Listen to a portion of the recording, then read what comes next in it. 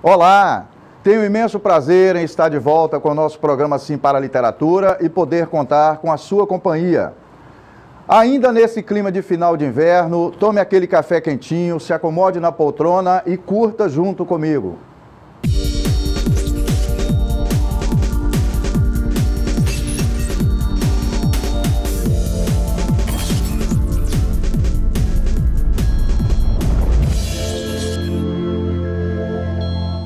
No nosso programa Sim para a Literatura, temos dica de leitura e dica de livro.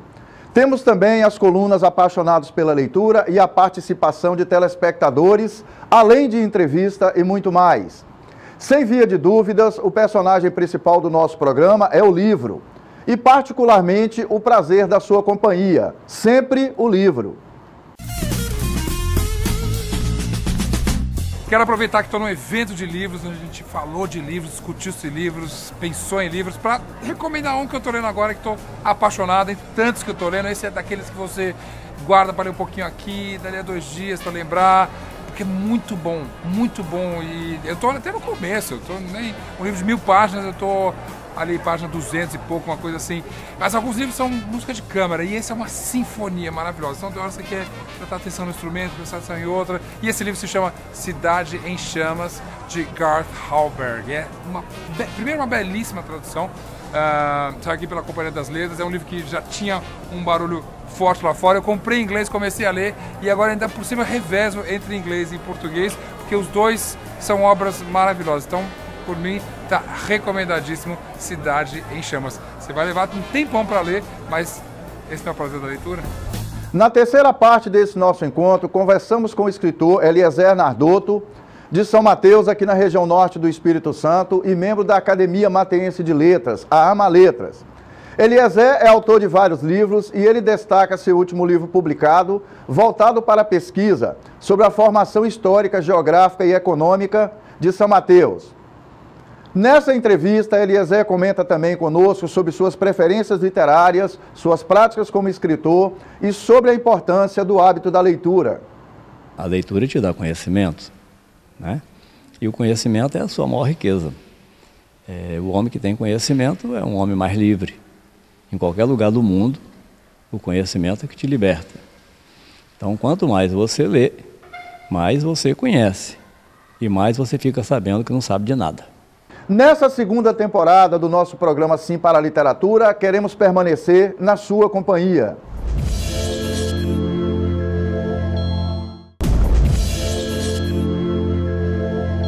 De volta com o nosso programa Sim para a Literatura. Na troca de experiências com pessoas de diversas áreas da atividade humana, verificamos que o hábito da leitura acontece independentemente da atividade profissional que a pessoa desenvolve. Na dica de leitura dessa edição, temos um depoimento de uma das personagens mais respeitadas no cenário nacional e, sem via de dúvidas, trata-se de um formador de opinião em que as pessoas confiam bastante. Assista o que o Dr. Drauzio Varela fala sobre a importância do hábito de ler. Olá, amigos do YouTube. Nós vamos responder uma pergunta, não é bem uma pergunta, é mais um comentário do Lucas Sanches. O Lucas diz assim: eu gostaria muito que vocês fizessem um vídeo falando também sobre a sua relação e experiências com a literatura e as artes. Porque você não só escreve, como lê. E há um estigma muito grande sobre certas profissões, como médicos, juristas, etc., que não têm tempo para ler, ele colocou entre aspas. Muitos dos que os almejam acabam por dedicarem-se demais a vestibulares, por exemplo, e já na faculdade abandonam o hábito da leitura. Olha, Lucas, eu acho que eu devo, quem eu sou, à leitura. Eu seria uma pessoa completamente diferente desta, e certamente pior do que eu sou. Porque a leitura me acompanha desde da infância praticamente. Eu de menino já lia gibis, era viciado em ler gibi, depois passei na adolescência a ler os autores da língua portuguesa. Na época de faculdade, vestibular, realmente minha vida ficou muito complicada, porque você tinha uma quantidade enorme de coisas para estudar e a literatura ficou em segundo plano, mas eu retomei em seguida. Eu tenho um enorme prazer, porque você quando lê, você quando a leitura é o mais completo de todos os exercícios intelectuais. Você, enquanto está lendo, você está vendo a imagem, você está criando uma imagem, você está ouvindo um som, você está ouvindo a voz do narrador. Ele estimula diversas áreas do cérebro. E a leitura, através da literatura, você tem acesso a um mundo inacessível de outra forma. Você lê um livro que se passa em Paris em 1800 e você vai entender como era Paris nessa época, como se você tivesse feito uma viagem. Você lê um livro que se passa na Rússia do século XVIII e você vê quais são os costumes, como os russos se organizavam em sociedade. Então, além de adquirir uma cultura geral, você tem uma experiência de vida inacessível de outra forma. Eu acho que as pessoas que não leem são pessoas que vão ter um universo muito mais limitado. Aqueles que leem, e leem diversos tipos de autores, são pessoas que adquirem uma cultura que as torna muito mais interessantes, muito mais preparadas para encarar os desafios da vida. Então, meu conselho a todas as pessoas é que leiam muito, é isso que faz diferença. Você vai ser uma pessoa mais ou menos interessante dependendo do teu passado literário, do que você leu na vida. Apesar da receita de leitura do Dr. Drauzio Varela, nós sabemos que, para as pessoas adquirirem o hábito da leitura, nem sempre é tão simples assim.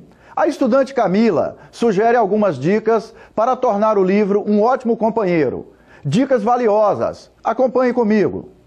Olá, meu nome é Camila e nesse vídeo eu vim trazer uma dificuldade que muita gente tem, que é inserir a leitura como hábito em suas vidas. Muita gente até tem a vontade de ler, compra 1 milhão de livros, mas fica lá pegando poeira na estante.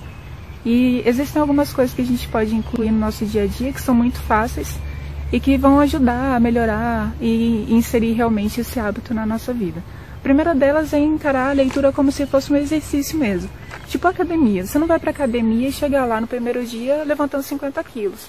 Você vai lá, primeiro levanta 5, depois uma semana depois você levanta 10, depois 15, assim por diante. A leitura é a mesma coisa. Primeiro você foca no seu parágrafo, depois 2, depois 3. Daqui a pouco você vai estar lendo 30 páginas frenético, querendo mais, super empolgado. A segunda dica é procurar realmente um ambiente apropriado. O que significa isso? Se você tem dificuldade em focar na leitura, vai para um ambiente calmo, tranquilo, que não fique muita gente passando. E, por outro lado, se você tiver sono e pegar o primeiro parágrafo e já cair de cara no livro, vai num ambiente mais cheio de gente passando, um shopping, um parque, alguma coisa nesse sentido. A terceira é você criar uma agenda semanal. O que significa isso? Às vezes num dia, 24 horas, a gente tem um monte de coisa para fazer, não sobra tempo para ler. Leitura realmente não é a prioridade que você tem no seu dia. Mas se você encarar a semana como se você tivesse algumas tarefas para fazer ao longo dos dias, fica muito mais fácil. Você pode colocar, por exemplo, a leitura na terça-feira, como se fosse uma aula de forró. Ao invés de ir para o forró, você vai lá pegar o seu livro e ler. Ou no domingo, que é um dia mais tranquilo, e aí você tem aquele tempo separado lá, que é sagrado para a sua leitura.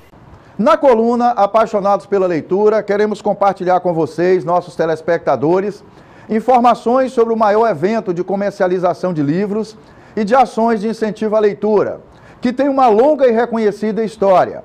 Trata-se da Bienal do Livro do Rio de Janeiro, que nesse ano de 2017 atingiu a 18ª edição. Nesse evento, com duração de 11 dias, os personagens principais são sempre os livros. Acompanhe comigo.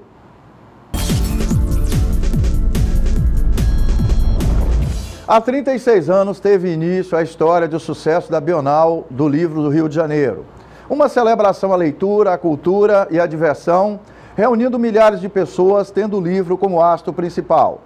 Dos salões do Hotel Copacabana Palace em 1983 aos atuais 55 mil metros quadrados do Rio Centro, a Bienal Internacional do Livro do Rio de Janeiro se transformou não só no mais importante acontecimento editorial do Brasil, como também em um evento literário que mobiliza o país. A cada edição, o evento cultural e empresarial supera expectativas de público, vendas e mídia. A Bienal do Livro do Rio é o maior evento literário do país, um grande encontro que tem o livro como haste principal. No último período de 31 de agosto a 10 de setembro de 2017, foi realizada no Rio de Janeiro, no Rio Centro, a 18ª edição da Bienal. Para o leitor, é a oportunidade de aproximação dos seus autores favoritos e de conhecer muitos outros. Durante 11 dias, o Rio Centro sediou a Festa da Cultura, da Literatura e da Educação.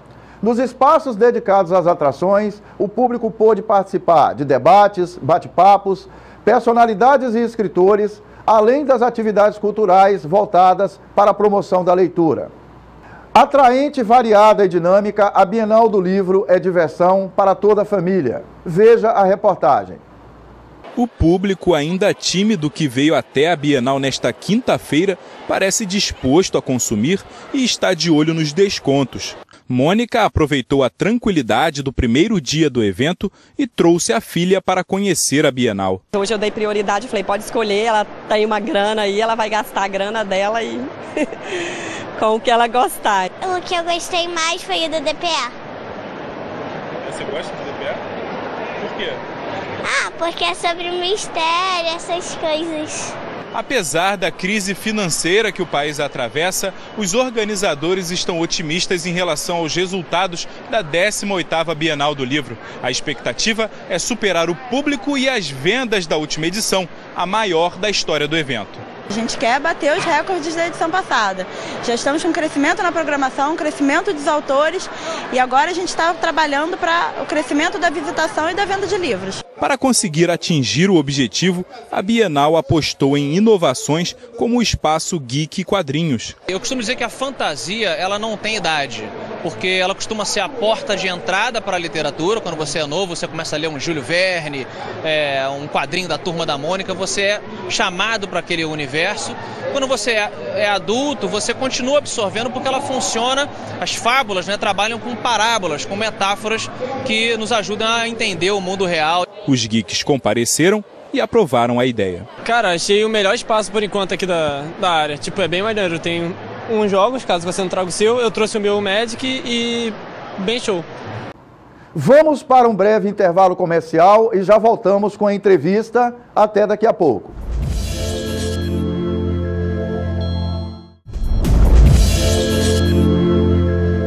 Que bom estar de volta com o nosso programa Sim para a Literatura e continuar na sua companhia. Assistam comigo a entrevista com o escritor Eliezer Nardotto de São Mateus, aqui na região norte do Espírito Santo. Obrigado pela oportunidade aí que esse programa oferece a todos nós. A minha experiência de leitor, eu fui seminarista, então os seminaristas eles leem, talvez um pouco mais, a escola era mais forte, né, em relação a isso. Seminarista em São Gabriel da Palha e em São Mateus. E a leitura, desde o início, era coisa obrigatória, você tem que ler. Mas eu me lembro muito que eu gostava muito de ler, já na adolescência, Monteiro Lobato, eu li bastante.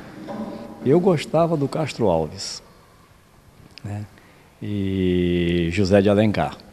José de Alencar também me encantava a forma dele escrever, e depois aí vem outros autores, né?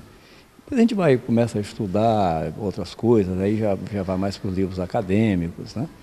E até que eu entrei nessa parte da história. Navio Negreiro, Castro Alves fez parte da sua trajetória, não é isso? E José de Alencar, Iracema, a Virgem dos Lábios de Mel e tal, Verdes Mares Bravios, e todos aqueles. Aí também eu gostava também, quando eu estava fazendo o vestibular, o cursinho vestibular, em Vitória, aí eu gostava de Camões, para poder treinar a análise sintática. Então era mais difícil de fazer aquilo ali, então a gente usava muito aqueles poemas de Camões. Tá? Muito bem. E depois vem o estudo mesmo, né, para leitura de história, como comecei a trabalhar com história, e antes de trabalhar como historiador, com jornal. No jornal você tem que estar escrevendo, tem que estar lendo bastante. Então essa é a grande experiência. A sua principal influência de leitura, Eliezer, veio de quem? Da família, da escola, do seminário? Mais da escola, né? Mais da escola. Né? Então, o seminário, a escola de forma geral que tem influência. E também quando eu morava em Vitória, meu pai tinha uma pensão na rua 7 de Setembro. E era uma pensão de estudantes daqui de São Mateus. Todo mundo que ia para lá ia estudar, ia fazer vestibular. Então todo mundo ficava estudando o dia todo. Então aquilo influenciava a gente. Estava todo mundo sempre com um caderno, com livros, estudando, né? Então aquilo a gente tinha debates ali. E eu me lembro que, mesmo eu sendo mais novo, eu tinha uma prática melhor do português. Então às vezes eu ensinava para o pessoal algumas coisas da língua portuguesa. Eliezer, o hábito da leitura é importante e por quê? Primeiro que a leitura te dá conhecimento, né? E o conhecimento é a sua maior riqueza. O homem que tem conhecimento é um homem mais livre. Em qualquer lugar do mundo, o conhecimento é que te liberta. Então, quanto mais você lê, mais você conhece. E mais você fica sabendo que não sabe de nada. A sua experiência de leitura hoje em dia, você tira um tempo do seu dia, todos os dias para ler? Você lê uma vez por semana? Como é que está funcionando isso? Olha, eu te confesso que nesses últimos anos, foi mais em termos de pesquisas históricas. Então, era fazendo entrevista com pessoas, e também fazendo leituras de livros. Mas esse ano mesmo, o foco meu está sendo um outro, então eu estou lendo pouco esse ano. Não tenho tido uma leitura constante esse ano, não. Mas, como eu estou fazendo um projeto de um livro junto com a minha filha, ela está escrevendo, estou ajudando, então a gente está tentando mais não é na área de história, aí é a área mais de escrita, de escritor. Quando você está fazendo o seu trabalho de pesquisa, Eliezer, você tem um planejamento, por exemplo, de tantas horas por dia para pesquisar, depois para escrever? Você pesquisa durante alguns dias, depois separa um dia na semana para escrever? Isso é para servir como referência para outros pretensos escritores que queiram trabalhar com a escrita histórica? Meu último trabalho, que é História, Geografia e Economia de São Mateus, que é esse livro aqui, eu dediquei 3 anos para fazer esse livro. E aí era de manhã, de tarde, de noite, sábado e domingo. Foi uma pauleira, como diz, né? Mas como eu trabalho, eu vivo praticamente dessas questões de pesquisa, então o meu trabalho é mais ligado o dia todo. Vamos falar um pouco, mostrar o livro, né, para que o público capixaba possa conhecer, apesar de ser um trabalho focado em São Mateus, e também o público do Brasil inteiro, já que as pessoas assistem o nosso programa via canal no YouTube. Pode ser? Vamos mostrar o livro? Bom, esse aqui é o meu último livro. Ele tem 560 páginas, né? O livro História, Geografia e Economia de São Mateus. Como São Mateus é uma cidade, é um município dos mais antigos do Brasil, e praticamente no século XIX, século XVIII, século XIX, a gente tinha, século XVIII principalmente, XVIII e XIX, São Mateus, a divisa dele era o Rio Doce. Então, você imagina, do Rio Doce até o Rio Mucuri era São Mateus.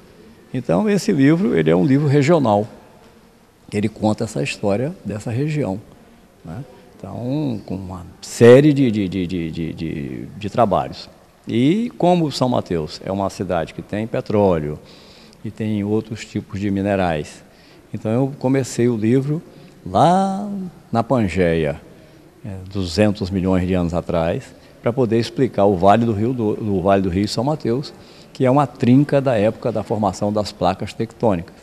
Então eu começo o livro por aí, depois entro na pré-história, falo das ocupações indígenas, quem eram os índios que estavam aqui, como é que eles se comportavam, porque a gente precisa falar desse comportamento indígena, porque a maior parte da população brasileira, ela é indígena, né? Eu estou olhando para você e vejo em você os traços indígenas. É a questão das nossas origens, que é importante as pessoas conhecerem, né, Eliezer? Importantíssimo. Então você saber. Por quê? Porque o cavaco não voa longe do pau. Não tem aquele ditado? Né? Então nós nos parecemos com os nossos antepassados. E aí só que nós temos o livre-arbítrio de fazer as alterações. Nós queremos continuar nos comportando igual aos nossos antepassados, ou a gente quer mudar? Tem gente que prefere continuar se comportando daquele jeito. Então a gente está vendo hoje uma reintrodução na sociedade de uma série de conceitos tribais daquela época. Gangues brigando um bairro contra o outro. É como se fossem as tribos indígenas daquela época, um brigando contra o outro. A gente precisa superar isso daí. Né? A gente pegar as virtudes, sempre a gente olhar o que tinha de bom. Então a gente aproveita. O que não era bom? A gente tem que eliminar. O colono português, o que ele trouxe de bom? Né? E o que não era bom? E os imigrantes italianos? A mesma coisa. Então, e os negros? Então, que o Brasil, essa formação, e a gente fala isso aqui, a gente coloca essas argumentações aqui no livro para que a pessoa pense nisso daí. Né? Então, hoje, o brasileiro, de modo geral, ele tem a matriz genética nossa é indígena, para a parte da mãe, a maior parte é indígena. Por quê? Porque o colono branco que chegou aqui, ele não vinha com as mulheres. Ele vinha e era a Índia que ia ser a mulher dele. Depois o negro chega também e a Índia vai ser a mulher do negro. Essa mistura aconteceu a partir disso aí. A partir disso daí. E aí isso forma o povo brasileiro. Então, o nosso povo, ele tem essas características de todos eles. E aí o que nós tínhamos no Brasil? Nós tínhamos um índio triste, vivendo em guerra constante. Então, essa história do índio viver num paraíso não era bem assim, não. Ele passava fome, coitado. Ele não tinha ferramentas, ele não tinha um cachorro para caçar, ele não tinha vaca, não tinha galinha, não tinha cavalo, ele não tinha nada. O instrumento o animal de carga dele, ele não existia um animal para ajudar ele a conduzir, a carregar alguma coisa, ele não tinha nada disso. Ele usava a mulher como besta de carga. A mulher era muito desvalorizada, né?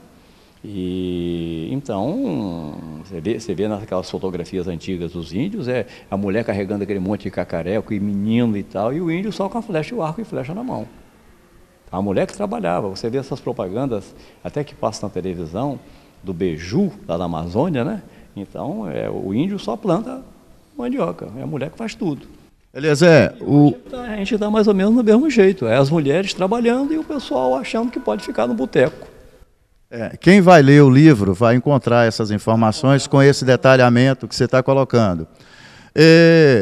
Esse livro chegou aqui, recorte de tempo da história de São Mateus, para a gente finalizar esse encontro. Ele vem lá dessa época e vem até o ano de 2016. Então ele é história, geografia e economia de São Mateus. Fala da imigração italiana, os negros, a chegada dos negros. É o negro que traz a alegria para o Brasil, né? A alegria foi o negro que trouxe. Os imigrantes italianos, né? Os cearenses, que é uma coisa que ninguém fala, poucos são os autores que falaram alguma coisa sobre o cearense. A população de São Mateus eu acredito que tem em torno de 20% de cearenses. E todo esse povo ajudou a construir um caldeirão cultural. Então, São Mateus tem uma série de atividades culturais, muito em função da formação do povo. Essas informações estão no livro, quem pegar o livro para ler com certeza vai se informar bem. E o livro tem 760 fotografias. Importante ter que ele tem muita fotografia. Além de ter 270 histórias de pessoas. Pessoas que formam a cidade. Personagens reais. Personagens reais, né? Pessoas do passado, mas a maioria são pessoas que hoje formam a sociedade de hoje. São os novos atores dessa sociedade de hoje, principalmente no campo econômico e no campo da política. Caros telespectadores, foi um prazer e um sinal de prestígio contar com a sua audiência nesta edição do nosso programa Sim para a Literatura. Para que vocês tenham acesso às outras edições do programa, acesse a nossa página no Facebook. Entre em contato conosco através do e-mail simparaliteratura@gmail.com. Agradecemos a sua audiência em Vitória e Grande Vitória, através do canal 20 da TV RCA. Agradecemos à diretoria do SESC São Mateus por nos autorizar a utilizar o espaço da biblioteca da instituição como locação para a gravação da entrevista desta edição. Muito obrigado.